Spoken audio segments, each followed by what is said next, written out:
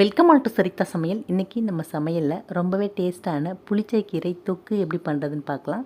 இது பண்ணுறதுக்கு ஒரு கட்டி கீரையை நல்லா க்ளீன் பண்ணிவிட்டு வாஷ் பண்ணி சுத்தமாக தண்ணி இல்லாமல் வடித்து எடுத்துக்கலாம். அடுத்து ஒரு கடாய் சூடு பண்ணிவிட்டு இதில் கொஞ்சமாக எண்ணெய் சேர்த்து 6 காஞ்ச மிளகாயை நல்லா செவந்து வர அளவுக்கு வறுத்து விட்டு ஒரு பிளேட்டில் மாற்றிக்கலாம். இப்போ அதே எண்ணெயில் ஒரு கைப்பிடி அளவு பூண்டு சேர்த்துக்கலாம். இது கூடவே ஒரு வெங்காயம், ஒரு தக்காளி ரெண்டுத்தையும் கட் பண்ணி சேர்த்து நல்லா வதங்கி வந்ததுக்கப்புறம் இதையும் நம்ம வேறு பிளேட்டுக்கு மாற்றிக்கலாம். இப்போ அதே கடாயில் 4 ஸ்பூன் எண்ணெய் சேர்த்து காஞ்சதும் நம்ம வாஷ் பண்ணி வச்ச கீரையை அதில் சேர்த்து விட்டு 5 நிமிஷத்துக்கு நல்லா வதக்கி விட்டுடலாம்.